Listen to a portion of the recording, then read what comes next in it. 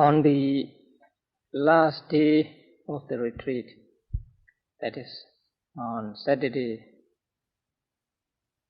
I think July the 7th, all Theravada monks will observe what is called rainy season retreat.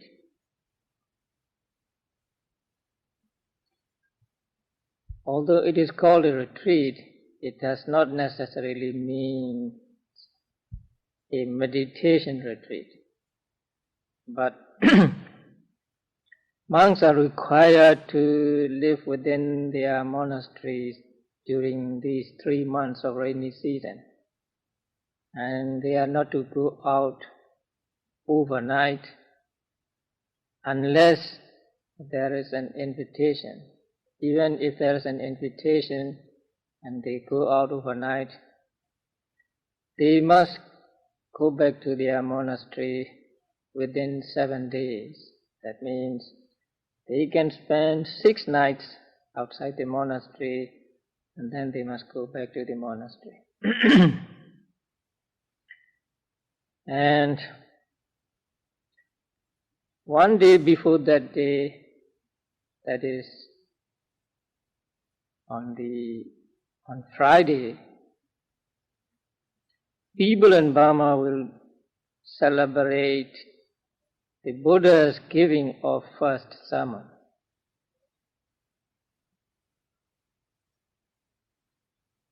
Full moon days have a special significance for Theravada Buddhists because according to Theravada tradition, the important events in the life of the Buddha happened on full moon days. So his conception took place on full moon day of July, and he was born on full moon day of May. He became a Buddha on the full moon day of May, and also he died on the full moon day of May.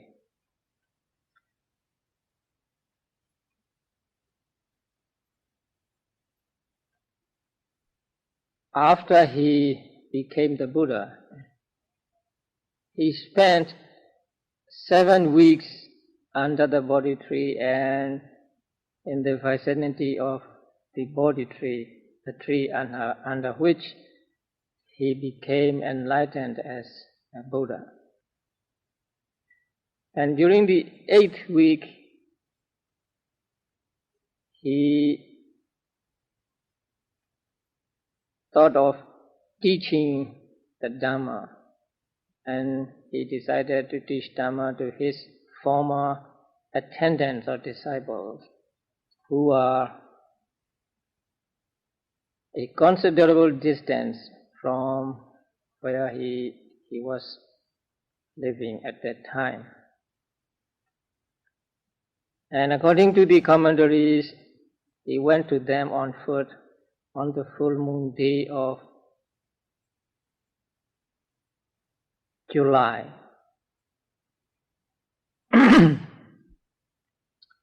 And then in the evening of that day, he delivered his first sermon to the 5 disciples. And since it was his first sermon, it is important for students of Buddhism. And in that discourse, in the first sermon or first discourse, he briefly stated that those who have gone forth should not follow the path of sensual enjoyment on the one hand and self-mortification on the other. And he added that avoiding these 2 extremes, he had realized what he called the middle practice. which is popularly known as middle way. That means he discovered it, then he practiced it, and he became the Buddha as a result of that practice. And so now he was going to teach this middle way to his 5 disciples.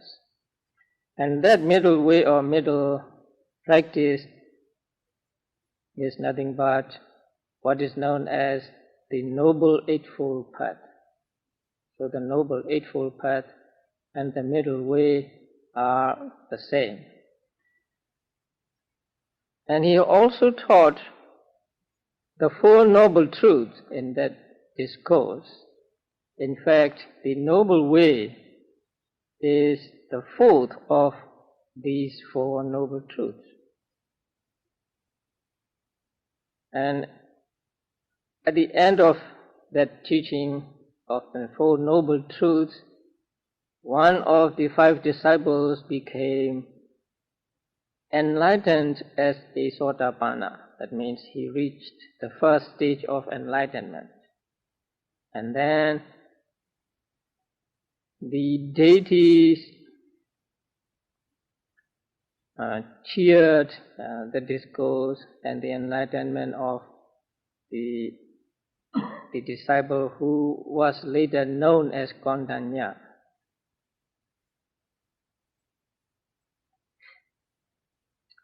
And the other disciples became Sotapannas on the following days. And on the 5th day, after the full moon day, Buddha taught them another sutta called Sutta on Soullessness. And at the end of that sutta, they all became arahants. So, as this is the time of rainy seasons, and as the full moon day is in our retreat, in the course of our retreat, I would like to talk on the first sermon given by the Buddha.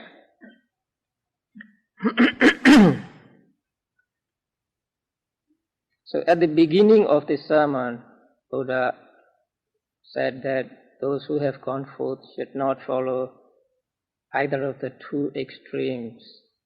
Now, in order to understand why Buddha started talking about the 2 extremes and the middle way, we have to go back in his life, both before and after his renunciation.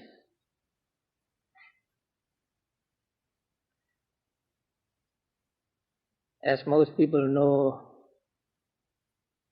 Buddha was born as a prince. He was not yet the Buddha at that time. So his personal name was Siddhartha. So he was born as a prince, and his father was King Suddhodana, and his mother was Queen Mahamaya. And his mother, Queen Mahamaya, died 7 days after he was born, and so he was brought up by Queen Maya's sister named Pajapati Gautami. Now, Buddha did not talk much about himself in the discourses, but here and there we can find references to his life. And in one of the discourses, he said that his father, the king, had 3 mansions built for him, 3 houses built for him, one suitable for living in winter and the others in summer and in rainy seasons. Now, there are only 3 seasons in that part of the world, So only 3 mansions were built for him. And so he lived in these mansions according to the time of the year. And also he said that he was attended upon by musicians, dancers, all of whom were females. And so that means that he led a luxurious life while he was a prince. Although he did not talk about his marriage, he had a son named Rahula, and so we can assume that he married Princess Yasodhara. So he, in the commentaries, it is said that he was married at the age of 16. And the Buddha himself said that he renounced the world at the age of 29. So for 13 years, he enjoyed the life of a prince. He enjoyed the life of sensual pleasures, luxurious life. And in the commentaries, it is said that he has all but forgotten his mission, deeply sunk in the enjoyment of worldly pleasures. But the deities could not wait any longer, and so they showed him what are called the 4 great signs. They are an old man, a sick man, a dead man, or a corpse, and a recluse. So they showed him when he was going to his pleasure garden. So on the way to his pleasure garden, he saw these signs, and since he hadn't seen an old man or a sick man or a dead corpse or a monk, he asked what they were, and his charioteer gave him answers. So he came to know that there is old age, there is sickness, and there is death. Now, his father, the king, did not like the idea that his son would become a Buddha. A Buddha means a recluse leading a homeless life. So his father wanted him to become a universal monarch. So he he made arrangements so that the prince did not see any ugly sight, an old man or a sick man or whatever. So he wanted the prince to enjoy life and to see only the good things in life and to become a universal monarch. Now when the prince saw these signs shown by the deities, an old man, a sick man, a corpse, and last a recluse, he came to see that there was old age, sickness and death, and he as a human being could not escape from getting old, being sick, and one day of death. And so when he last see the recluse, probably sitting under a tree practicing meditation, he was so pleased with the life of a monk that he decided that he must be like him, he must become a monk, and in order to become a monk, he must renounce his palace, his parents, his wife, and so on.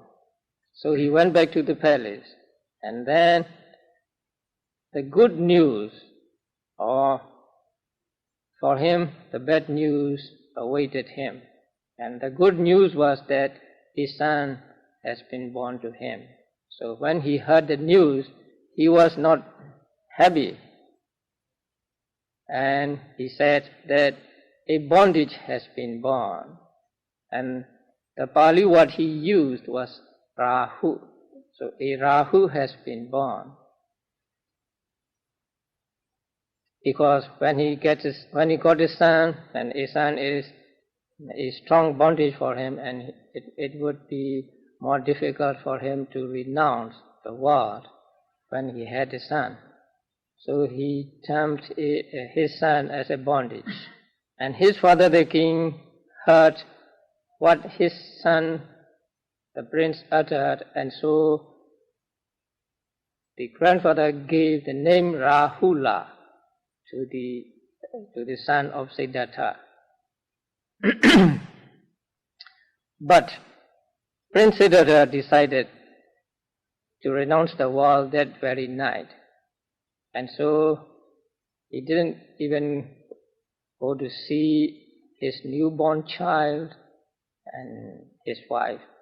But about midnight, he stole away from the palace, taking only his charioteer with him, and went out of the city and went to a forest and cut his hair and put on the robes and became a recluse.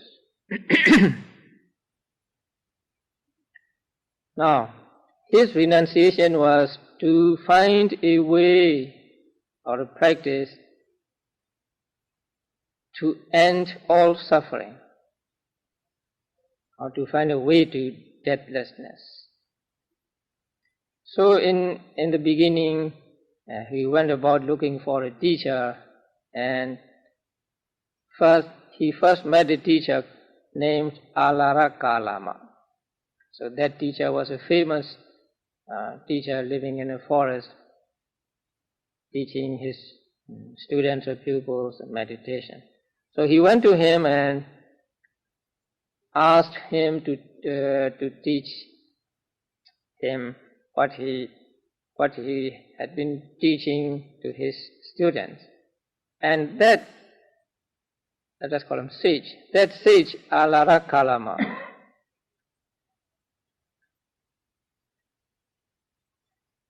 had gained to the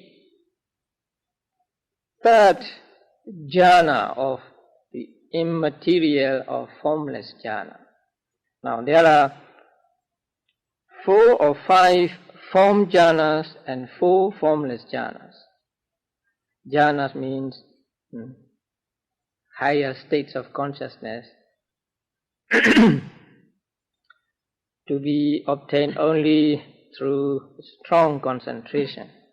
So that sage had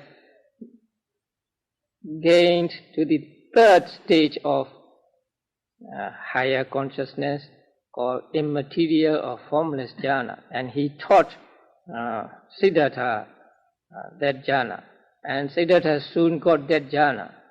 And after getting the jhana and staying with that teacher, he came to the conclusion that although it is a very high form of jhana, it did not lead to the cessation of suffering. And so he asked his teacher whether he has any more to teach him. And the teacher said, that's all I know. So what I know you know, and what you know I know. So you are an intelligent man, and so let us lead this group of students together. Maybe Prince Siddhartha lived with him for some time, but later he left him because what he was looking for, what he was searching for, was not that jhana, but some practice or some way that would lead to cessation of all suffering. Later on he met another teacher whose name was Uddaka, the son of Rama. So he met him and he asked about his teaching, and Uddaka was able to impart the knowledge, or able to tell him the 4th and highest of the formless jhana. Now Uddaka himself had not attained to that jhana.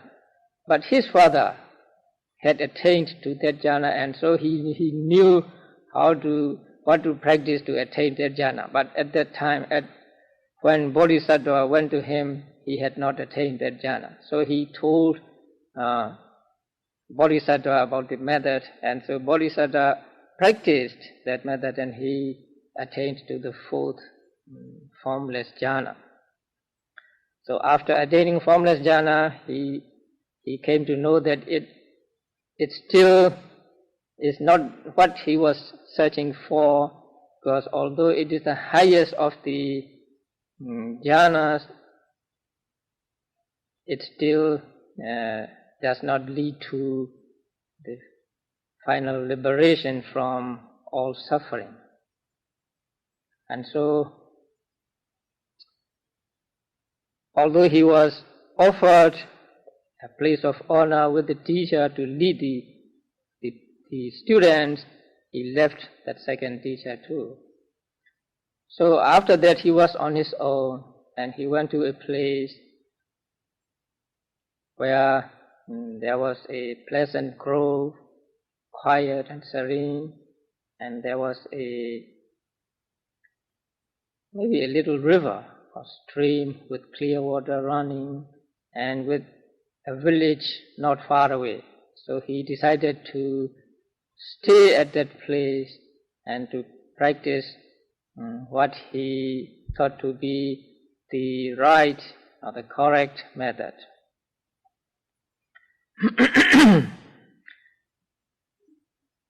So staying there, he practiced what are known as austerities. Since he had no teacher at that time, he was just doing it on his own. And at that time, people admire the practice of self-mortification. And people thought that only self-mortification can lead to final liberation from suffering.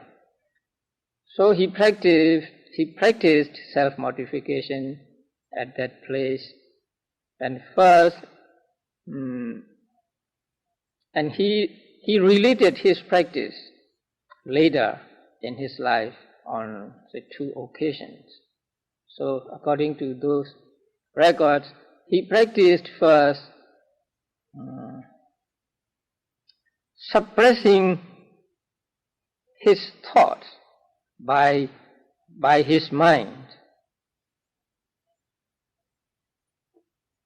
forcefully suppressing his thoughts, maybe distracting thoughts by his mind. But by this practice, he suffered only pain, and he couldn't get any good results from that practice. Now, that practice is mentioned later in one of the sutras by the Buddha himself, when he talked about getting rid of distracting thoughts. But the Venerable Mahasi Sayadaw suggested that although they are described in the same words, the method used by Bodhisattva at that time might be different from what he taught later after becoming the Buddha. Because if that was the practice of Bodhisattva was the right one, then he would have become a Buddha at that time. But since he did not become a Buddha, but he just suffered from pain, it might not be the correct method as stated later in the sutta on removal of distracting thoughts. Anyhow, he first practiced suppressing his mind, his thoughts by his mind, and he couldn't get any results. And later, he tried controlling his breath. He did not breathe through his nose and through his mouth, and he checked the breath. And then he suffered a lot of pain in his body, and also it is said that wind going out of his ear, and he heard something like a roaring thunder. And later he closed his ears also. So when he closed his ears also, the wind got to his head, and so he suffered as though somebody piercing him with needles, or somebody were putting a leather belt around his head, and then pressing against his head. That means he suffered a lot of headache through that practice. And later on, he decided to fast altogether, not to eat anything at all. So at that time, it is said that the deities came to him and told him, if you do not take food at all, then we will inject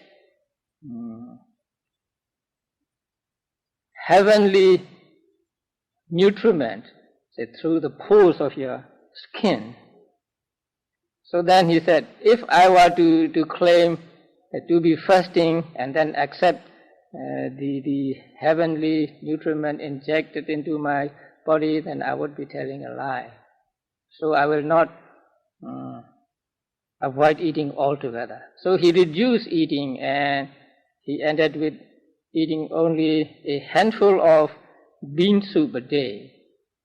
So when he reduced his intake of food to such an extent, his body became emaciated and his eyes sunk in, so that it is like water in a deep well, and then his muscles and blood became emaciated, and so only the skins and sinews show. I think you have seen the picture of Bodhisattva practicing austerities with sinews showing and the ribs, and actually he has no abdomen at that time. And he said that when I try to touch my spine, touch my abdomen, I happen to touch my spinal cord, and when I try to touch my back, on the spine, he happened to touch the abdomen. So he was so thin and emaciated, and his skin color became black. So people who saw him at that time said, "Oh, Sayadaw was a black man," or something like that. Actually, his natural color was that of, it is said that golden color, so yellow. And when he tried to evacuate, or to make water, it was so painful that he fell down. But he persisted in practicing these austerities with the hope that he would gain enlightenment through these practices. But he might be practicing this for almost all of his 6 years in the forest. So in the 6th year, maybe towards the end of the 6th year, he thought to himself, I have been practicing these austerities for many years, and those who practiced these austerities in the past, those Brahmins and recluses, could not have practiced more than I do now. And those who will be practicing in the future these austerities will not be able to do more than I am doing now. And those who are practicing right at this moment in other places could not have practiced or suffered more than I can suffer. So, since I have been suffering much and I could not make any progress, maybe my practice was strong. There might be some other way, to gain enlightenment. So when he was reviewing his practice and he decided that it was wrong, then he remembered one incident in his life, and that happened when he was maybe about a month or two old. So when he was about that age, his father, the king, participated in a plowing ceremony. So to promote cultivation, so kings have these plowing ceremonies in which they themselves take the plow and then plow for some time with other maybe common people. So when the king went to that ceremony, he took his son and Bodhisattva, and then he left his son with nurses under a rose apple tree. It was surrounded by a fence and then covered. Since it was a gala performance in which the king himself participated, the nurses wanted to see the celebrations themselves.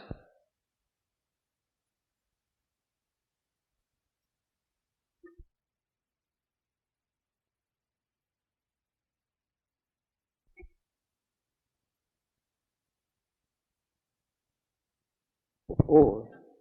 So when he was about that age, his father, the king, participated in a plowing ceremony. So to promote cultivation, so kings have these plowing ceremonies in which they themselves take the plow and then plow for some time with other maybe common people. So when the king went to that ceremony, he took his son and Bodhisattva, and then he left his son with nurses under a rose apple tree. It was surrounded by a fence and then covered. Since it was a gala performance in which the king himself participated, the nurses wanted to see the celebrations themselves, and so they left the child under the tree and thought that the child was sleeping. So they went to see the ceremonies. And they were absorbed in the ceremony, and only after some time did they remember the prince, and so they went to see the prince. So when they went to see the prince, they were surprised to see the prince sitting in a sitting position and practicing meditation, actually getting into the first jhana. So it is said that when the prince didn't see anybody around, he sat up and sat in a cross-legged posture and practiced breathing meditation, and he gained the first jhana. It may be incredible or unbelievable for a child of 1 or 2 months practicing meditation and getting into the state of jhana. But if we consider the tremendous amount of perfections he had accumulated in his past lives, I think it is not impossible. It may be very, very rare, but it is not impossible. So the Bodhisattva was, say, sitting in meditation in jhana, in trance at that time.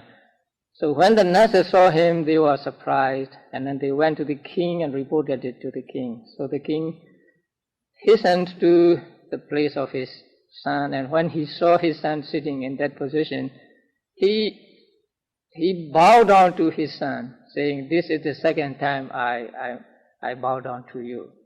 So the first time was when, after the birth of the child, an ascetic, his tutor, an ascetic visited him, and when the ascetic visited him, the king tried to make his son bow down to the ascetic, and to the surprise of all, the feet of the child went up on the head of the ascetic, it is said. So the ascetic paid homage to the child, and at that time too, the king himself paid homage to his child. So that was the second time. It was the second time when the king paid homage to his son when his son was meditating. So he remembered that incident, and he remembered also that he was very peaceful, he was very happy at that time. And so he asked himself, this must be the right way for the attainment of enlightenment. And then he asked himself, are you afraid of trying to get that jhana again? Then he said to himself, no. So he decided to practice breathing meditation to get jhana. But at that time his body was so thin, he was so weak that it was impossible to practice meditation in that condition. So he decided to take food again. Now, when he was practicing these austerities, there were 5 ascetics who were attending to him. And one of these ascetics was a Brahmin who predicted that Sayadaw would become the Buddha. So about 7 days after the birth of the child, there was a naming ceremony. And at the ceremony, Brahmins were invited and look at the child and say predictions. And so the other Brahmins, the other 7 Brahmins said that the child would either become a universal monarch or a Buddha. But the last one, who was said to be the youngest of them, put up one finger and said, the person possessing such distinguished marks would surely become the Buddha. He would not live in a household life, so he will surely become the Buddha. And after that, he talked other ascetics into going with him to the forest. And so he with other 4 Brahmins went to the forest, became ascetics, and then attending to the needs of Prince Siddhartha when he was practicing austerities. So they were just waiting for Siddhartha to become the Buddha so that they can easily get enlightenment with Buddha's help. So when the Prince Siddhartha was practicing austerities, they were very much impressed and they thought it was the right way. But when Prince Sayadaw decided to take food again, normal food again, and maybe actually took food, they were disillusioned. So they thought that Sayadaw has fallen away from the good practice and he has reverted to life of luxury. They thought just eating food in the forest was a life of luxury. So they thought that way, and then in disgust they left him there and went to a place near the city of Benares. So Bodhisattva was left alone at that time. And then he took food again, and maybe after about 15 days, his body became strong enough to practice meditation. And so on the full moon day of May, early morning, he sat under the Bodhi tree. And at that time there was a lady called Sujata. She had made a wish to the tree spirit that if I am wedded to a man of equal rank and the same caste, and if my firstborn is a son, then I will make a great offering to you. And whether it was through the power of the tree spirit or not, she was married to to a man of the same rank, and she had a son. The first child was a son. So she arranged to make an offering to the tree spirit. Now Prince Siddhartha was sitting under the tree that morning. So the Sujata sent a slave woman to go and see the tree, and when she saw the Prince Siddhartha, not yet the Buddha, she thought it was the tree spirit showing himself to them. So she went back and told that, "Oh, tree spirit has shown himself to you." So they went and offered milk rice to the would-be Buddha. So Prince Siddhartha accepted the food and making them into small 49 small lumps. So he ate all 49 of them. And that was the last meal he took in 49 days. So after that he didn't take food for 49 days. So maybe one lump for each day he took. And then in the evening he spent the day in some place near the Bodhi tree. And so in the evening he went towards the Bodhi tree, and he met a man, a grass cutter, and that man offered him some grass, because it was customary in those times for the recluses to sit or to sleep on a bed of grass. So Bodhisattva took the grass and then spread it under the Bodhi tree and sat on the grass and sat in the cross-legged posture, and then made up his mind that until I become a Buddha, I will not break this sitting posture. So I will not stand up, or I will not move, but I will be in this cross-legged position until I became the Buddha. And then he practiced breathing meditation.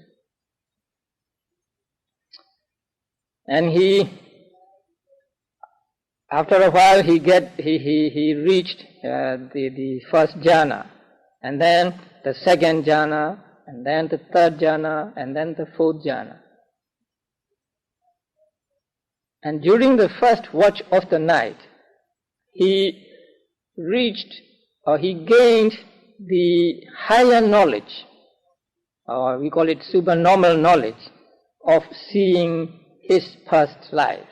So by the power of that knowledge, he could see his innumerable past lives as though he saw them on a screen. So that was the first supernormal knowledge he gained that night. And he went on practicing, and during the second watch of the night, he gained another supernormal knowledge by which he saw beings dying from one existence and being reborn in another.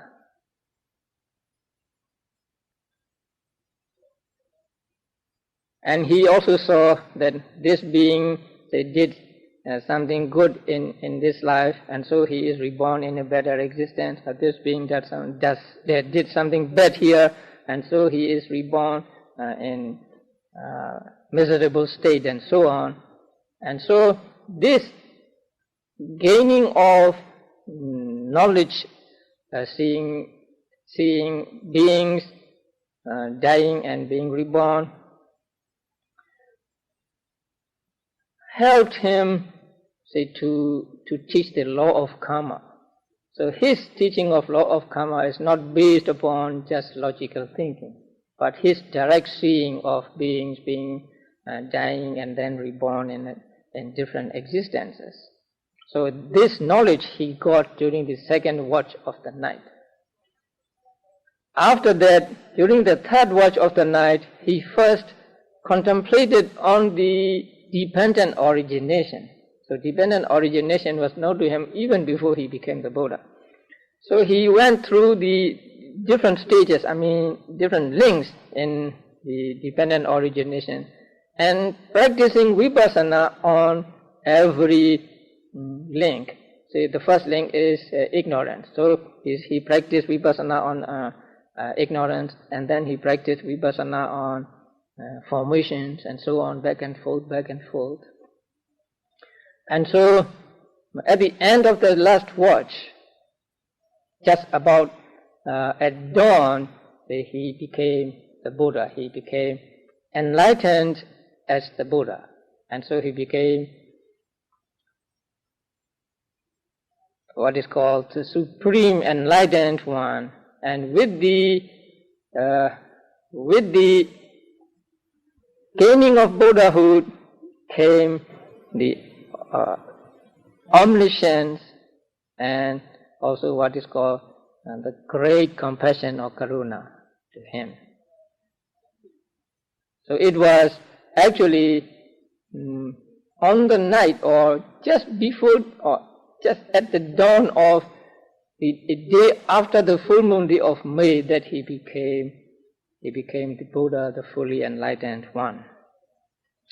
Now, after becoming the Buddha, he spent 7 weeks under the Bodhi tree and around the Bodhi tree. He did not teach anything at that time because there was nobody.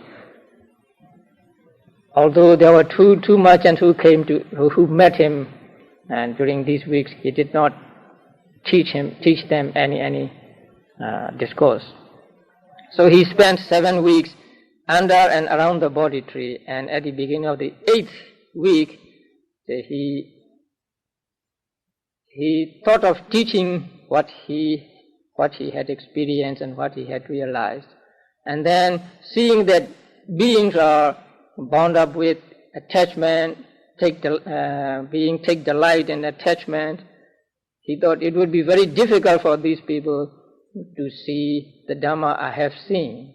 So his mind inclined towards not teaching.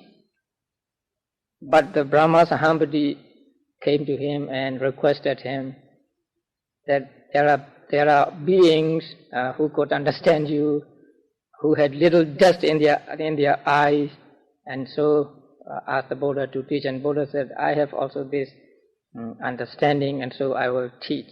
And then, after giving, promise to the Brahma, he thought of whom to teach.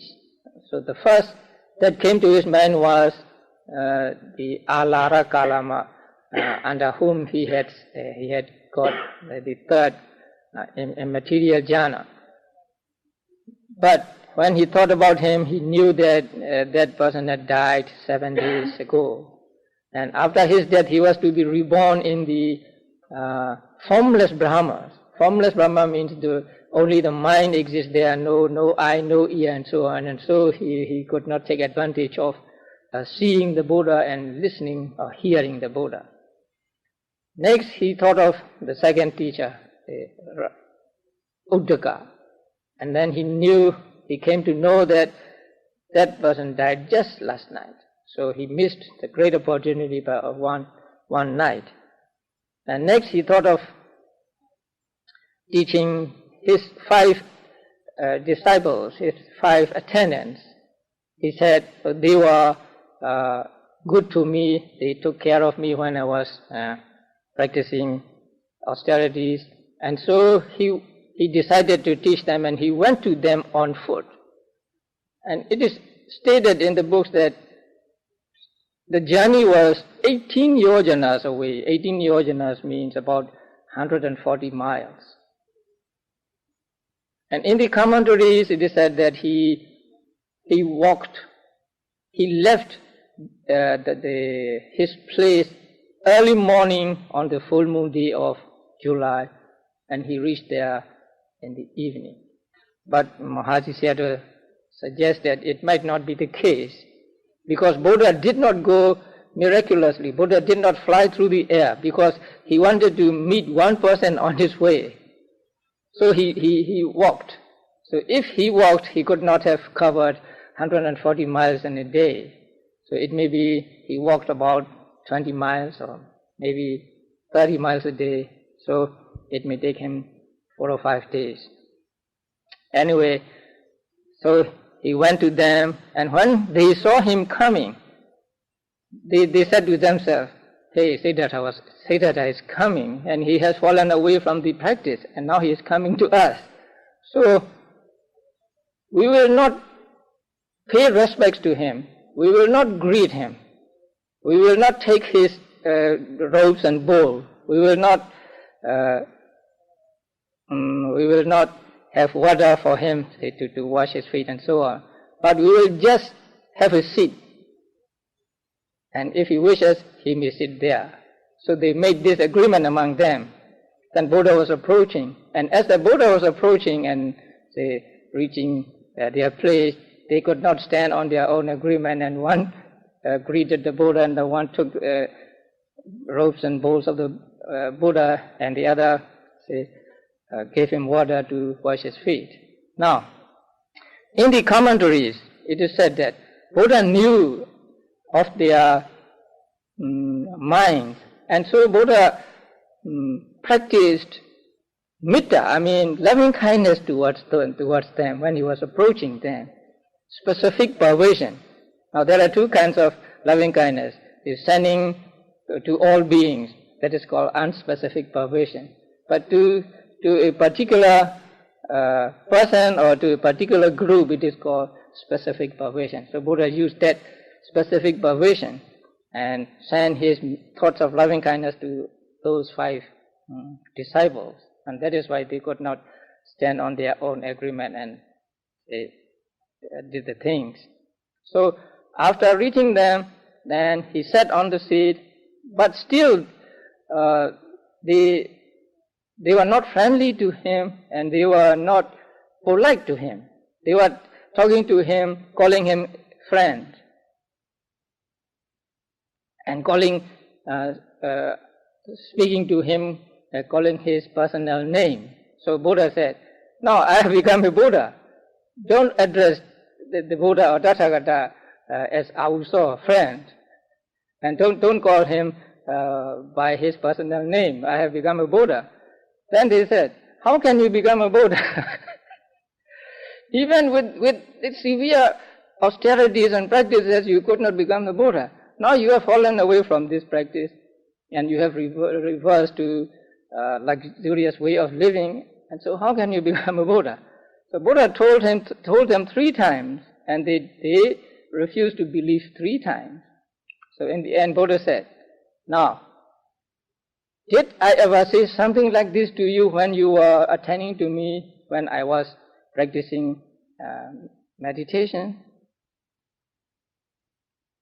And they thought, yeah, he had never told us anything like that. So it must be true. So at that time, they have confidence in the Buddha, and with confidence came reverence. So when the Buddha asked that, their answer was, had I told you something like that? He said, "No, Venerable Sir." Now they call him Venerable Sir, but formerly they called him just friends or something like that. So the Buddha was able to convince them of his enlightenment, and so on that evening, Buddha taught them this sermon, and it is called "Turning the Wheel of Dhamma," or setting in motion the wheel of Dhamma. And it is described in the commentaries that when the Buddha was teaching when the Buddha began to teach this, the sun was halfway down and the moon was halfway up.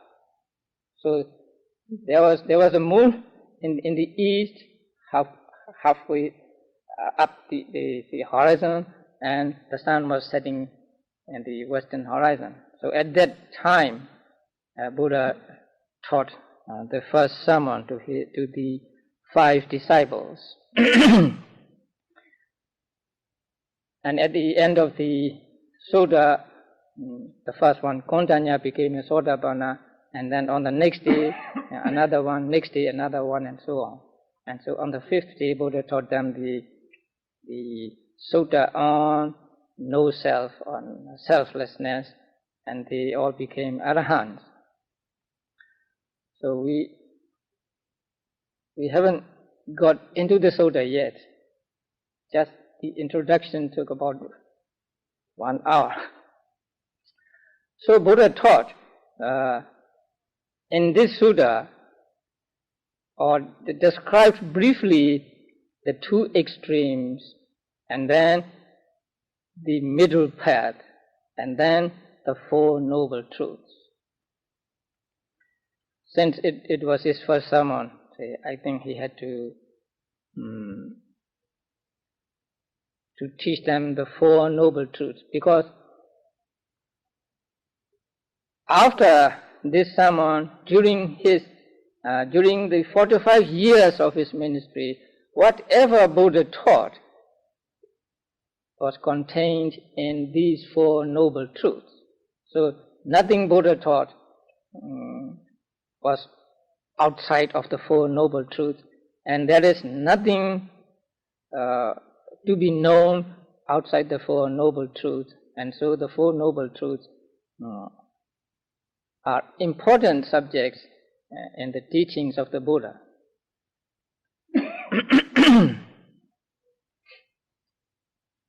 And also, in that sutta, Buddha said, so long as I did not see or I did not know these Four Noble Truths, I did not see them in 12 aspects, so long did I not claim to be the fully enlightened one. Only when I realized these Four Noble Truths in 12 aspects do I declare myself to be a fully enlightened one. So it is a criterion for, say, being a Buddha or not. If anybody is to be a Buddha, then he must see these Four Noble Truths, really see these Four Noble Truths in all their aspects. And so this sutta, this discourse is important, and I don't know how many days it will take to talk about this sutta. And there is a book called The Three Cardinal Discourses of the Buddha, and the first one is, you guess, this sutta, and the second is the sutta on soullessness, and the third is a fire sermon. So there are three important suttas, and they are the first three suttas. And this is a book of Mahasi Sayadaw. Actually, Mahasi Sayadaw's books were talks originally, and they were transcribed and then put in a book form. This is Mahasi Sayadaw's talks on this sutta. The sutta itself occupies, in this book, not even four full pages. But it took a book of this size to explain, because when Mahasi Sayadaw talk about discourses, he has a very admirable ability, to relate the teachings in the discourses to the actual practice. So he always talked from the point of view of vipassana meditation. He was a very successful and very famous vipassana teacher, and so whenever he talked with reference to the real practice of vipassana meditation. So if you want to know fully about the sutta, then I would recommend this book to you, but unfortunately it is not easily available. Some people in Malaysia reprinted this book for free distribution. So it may be available from them. I don't know. But it is the original one printed in Burma. So tomorrow and then on the days following, I will continue my talk on the Dhammacakka Pavattana Sutta, or the first sermon of the Buddha.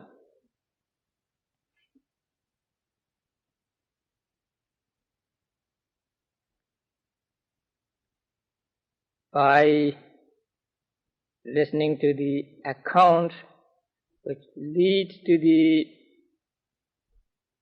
utterance of this Sutta, and by giving this talk, may we all attain what the Buddha and the 5 disciples attained at the end of the discourse of the setting in motion of the wheel of Dharma.